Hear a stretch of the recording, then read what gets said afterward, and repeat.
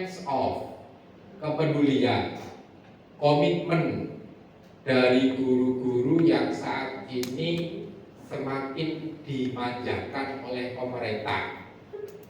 Apalagi yang namanya GPAI SMA, SMK itu sudah dapat tunjangan ini itu masih dapat TPP dan lain-lain.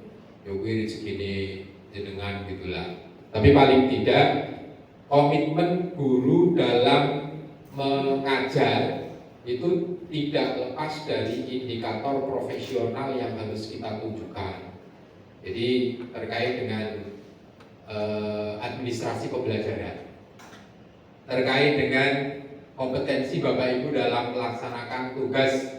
Kemarin PK online itu kan ada 6 yang diukur dari pedagogik 1, 2, 3 dan profesional 1, 2 dan 3. Terkait dengan Bapak Ibu diminta untuk paham tentang teknik penyusunan RPP, metode pembelajaran di pedagogik juga, kemudian teknik penyusunan instrumen itu di pedagogik 3. Di sisi lain profesionalisme Bapak Ibu tentang pemahaman materi, pengembangan materi, kemudian kaitan pengembangan materi itu nanti kaitannya dengan KTI dan lain-lain itu tidak lepas dari indikator profesionalisme 1, 2, 3 Bapak Ibu. Nah, tadi Pak Rozikin menyampaikan bahwa hasilnya cukup memuaskan, ya cukup memuaskan itu tanda kutip gitu.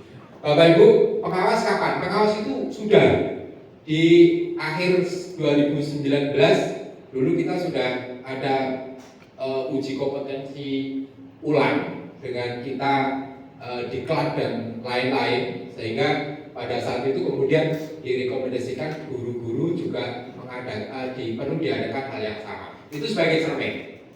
Bu Nur Salika memotivasi pada guru binaannya untuk melaporkan hasilnya, kan malu-malu gitu ya, karena nilainya banyak-banyak. Nah, Bu Nur Salika ketika merasa ini sih komen itu tidak merupakan nggak ada kaitannya dengan komen itu hanya cermin pemetaan gitu aja lah.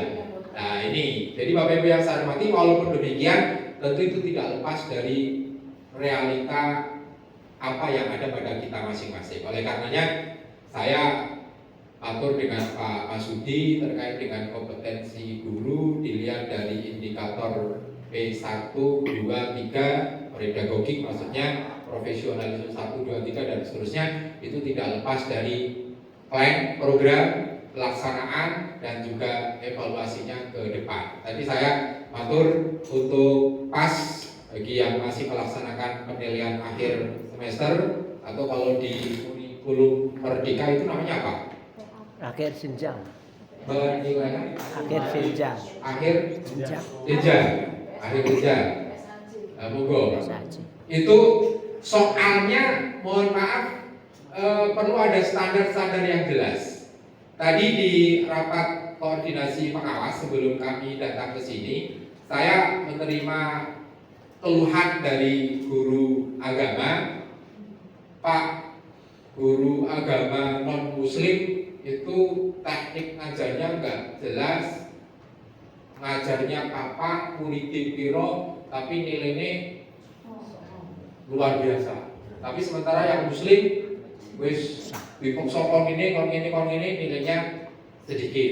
Nah ini kalau kita seperti yang tadi disampaikan oleh Pak Absof, ya itu salah satu solusinya. Artinya harus ada standar yang jelas terkait dengan alat ukur yang akan kita ukurkan ke anak. Tapi untuk plan B-nya adalah Bapak Ibu guru bisa membuat tugas untuk menutup kekurangan yang mungkin ada pada diri anak-anak. Jadi istilahnya tegas dalam satu sisi, tapi kita juga tidak tegel ketika memberikan nilai yang jelek. Tapi istilahnya jangan murah, tapi jangan murahan begitu. Nah, saya itu nanti akan ada image yang negatif atas siswa terhadap kita. Selanjutnya Bapak Ibu yang saya hormati, rohis penting. Saya sering atur pada Pak Masudi, Mas, jangan ini gawe rohis yo, pembentukan terus pembentukan lagi, lah terus program ini apa?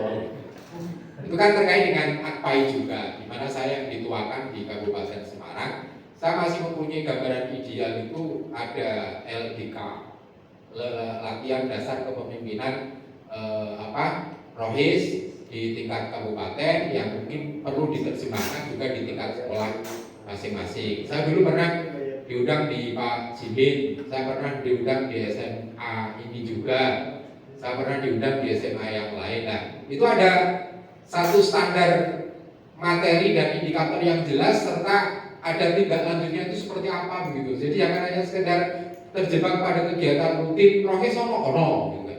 Nah kegiatannya apa? Ya pokoknya SK-nya ono. Ini kan eman-eman. Oleh karenanya tadi saya mohon kaitannya dengan standarisasi dokumen pembelajaran Bapak Ibu guru mulai dari RPP, kemudian teknis penyusunan soal yang lengkap, bagus, profesional, dan selanjutnya Bapak Ibu perlu juga kita gunakan media sosial untuk mengupload kegiatan dan juga pengembangan Bapak Ibu. Saya berteman dengan teman di Facebook yang di situ rutin itu membuat cerpen. Saya selalu mengikuti itu. Ada juga yang di Facebook itu selalu mengupdate kata-kata motivasi, kemudian doa, kalau doa misalnya Mbak Salika itu, dan lain-lain begitu. Sehingga gunakan medsos dengan cara yang profesional gitu. Muni-muni lewat medsos ya kan. Walaupun kita juga nggak boleh tersinggung ketika orang lain muni-muni lewat medsos, kan tidak mesti itu untuk kita, tapi kadang-kadang ya terkait juga. Jadi ini salah satu bukti Pak Amir tadi menyampaikan ketika media sosial di Indonesia itu indikatornya adalah terjelek di dunia. Alhamdulillah kalau sudah seperti itu. Nah, kaitannya dengan kegiatan rohis, sebetulnya saya ingin sekali grand design pengembangan rohis di Kabupaten Semarang itu seperti apa loh? Itu ada target kemah rohis di Jateng, kemudian ada pentas PAI. Sampai saat ini Kabupaten Semarang nampaknya belum bisa muncul ya dengan indikator prestasi-prestasi yang ada. Terkait dengan pembangunan masjid ini saya perlu ada database. Pak Rozikin kemarin sudah merekomendasikan untuk sekolah moderasi dengan indikator tertentu, itu bisa diambil sekolah paling moderat itu dengan kriteria apa saja. Kemarin sudah digunakan untuk lomba dalam rangka HAB Kemenang, dan insya Allah tahun depan akan kita sempurnakan sehingga di sini akan terlihat betul apa ada sekolah yang belum punya masjid. SMA, halo, belum ada. SMA 1 kan belum. Punya sekolah lebih gede berarti ya. Enggak, musolanya ada kecil ya. Oke. Dan SMA yang lain. Nah ini Bapak Ibu mohon maaf. Pemerintah provinsi itu memberikan kesempatan untuk sekolah mengajukan pembangunan masjid. Di sana ada dana kurang lebih 50 juta. Hanya proposalnya tidak ada kata-kata SMA. Berarti kita harus kerjasama dengan masyarakat kita. Kami membangun masjidnya jadi kompleks sekolah itu sendiri, tapi di sisi lain dalam rangka kearifan lokal, kerjasama yang baik antara sekolah dengan lingkungan, maka di situ muncul ketakmiran bersama antara masyarakat dengan guru agama yang ada di situ, sehingga di situ nanti akan tercipta sebuah kerjasama yang baik dalam hal pengembangan dan agama. Bisa jadi misalnya di situ untuk Jumatan. Yang Jumatan itu kan tidak harus khotibnya dari guru semua, bisa juga dari tokoh-tokoh agama yang ada di sekitarnya, peringatan PHBI dan lain-lain. Nah, Bapak Ibu yang saya hormati, saya harus mengatakan ulang apa yang dulu pernah dicanangkan oleh Kasih PAI sebelumnya, Pak Taufik, bahwa PHBI sekali tempo itu ada yang dilaksanakan tingkat kabupaten yang di situ didukung oleh GPAI sekabupaten dengan event apa begitu rutin dilaksanakan. Kemarin terima kasih DPD APAI inisiasi dari guru TK itu mengadakan kegiatan halal di Bujil.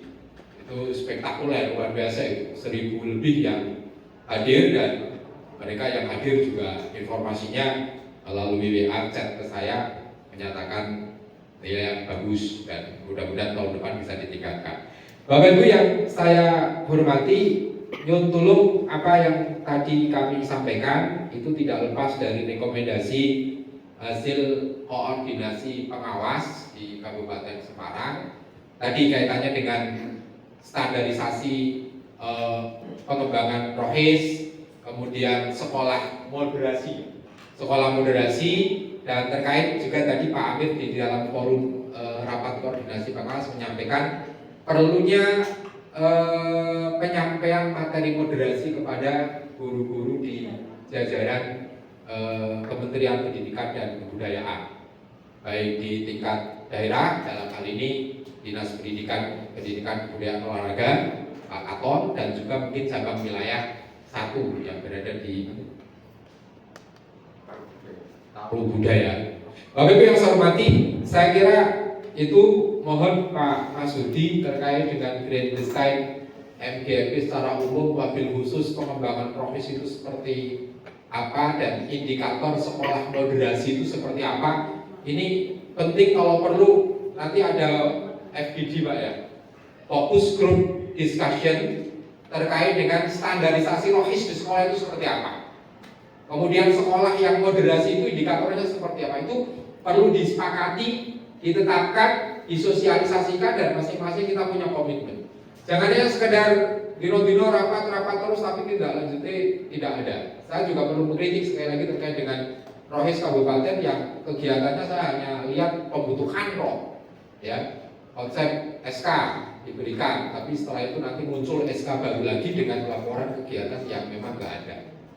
Ini otokritik bagi kita semua. Bapak Ibu yang saya hormati, itu yang bisa saya sampaikan, menyampaikan sebetulnya apa yang akan disampaikan oleh Pak Amir, namun beliau memberikan kesempatan saya karena tadi sudah disampaikan oleh Pak Amir. Mohon doanya, insya Allah besok tanggal 2 Juni saya menggunakan porsi almarhumah ibu, jadi istilahnya porsi waris begitu. Kalau saya secara pribadi dengan istri jadwalnya 2030. Jadi alhamdulillah aturan baru di Kementerian Agama bahwa apabila calon jamaah haji meninggal dunia bisa diwariskan kepada ahli warisnya, dan ya termasuk yang sakit dan udzur syar'i, yang udzur tetap begitu, bisa akhirnya kesepakatan keluarga mau diwariskan kepada siapa. Dan alhamdulillah kesepakatan keluarga kemarin sebetulnya itu jatahnya adik saya, tapi adik saya belum siap, akhirnya saya dipersilakan untuk berangkat dulu dengan konsekuensi bayar untuk adiknya, tapi itu nanti. Tapi alhamdulillah semuanya sudah fix, baru kemarin fix saya masuk kloter 29 kelompok 28 Regu 7 itu berangkat tanggal 2 Juni. Insya Allah nanti pulang ke tanah air mudah-mudahan selamat, tidak ada halangan apapun. Itu diagendakan tanggal 15 Juli. Ya, saya ikut Kabupaten Kebumen, Mbak. Jadi saya tidak dari Kabupaten Semarang atau Salatiga karena menggunakan porsi itu yang tidak melintasi karena mendesak menjelang penetapan kuota di kabupaten kota di Jawa Tengah. Intinya saya bersyukur karena melihat yang antri juga luar biasa. Alhamdulillah ini berkah dari ibu, bukan berarti ibu meninggal syukur gitu. Nawaitunya bukan sama sekali itu, tapi ini saya juga menangis karena seharusnya saya mengantar bapak atau ibu, bapak dan ibu, karena sebetulnya kan dua-dua beliau itu kan daftar dan dia untuk manasik, tapi ternyata bapak dan ibu kabur. Mohon doanya Al-Fatihah untuk almarhumah ibu dan almarhum bapak, mudah-mudahan beliau husnul khotimah dan sekarang mendapatkan tempat yang layak di sisi Allah Subhanahu wa taala. Al-Fatihah. A'udzubillahi minasyaitonir rajim. Bismillahirrahmanirrahim. Alhamdulillahirabbil alamin arrahmanir rahim maliki yaumiddin iyyaka na'budu wa iyyaka nasta'in ihdinas siratal mustaqim. Shiratal ladzina an'amta 'alaihim ghairil maghdubi 'alaihim waladdallin. Jadi sekali lagi saya secara pribadi mohon maaf yang sebesar-besarnya apabila dalam pendampingan dan juga kita dalam bergaul secara pribadi maupun kelembagaan banyak kekurangan dan kelemahannya. Mohon maaf yang sebesar-besarnya. Saya wish ke depan kita buka lembaran baru untuk saling mengisi hal yang terbaik. Mudah-mudahan Allah Subhanahu wa taala memberikan berkah itu untuk kita semuanya. Amin. Sekali lagi kurang lebihnya mohon maaf, mohon pamit. Mudah-mudahan semuanya nanti dilancarkan dan Amin.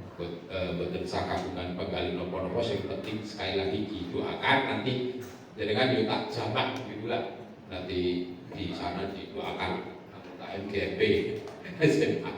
Kira assalamualaikum warahmatullahi wabarakatuh. Assalamualaikum warahmatullahi wabarakatuh. Waalaikumsalam. Monggo dilanjut dan kami berempat langsung pamit. Assalamualaikum warahmatullahi wabarakatuh. Terima kasih Bapak Dr. Amin Abaidi atas pembinaan dan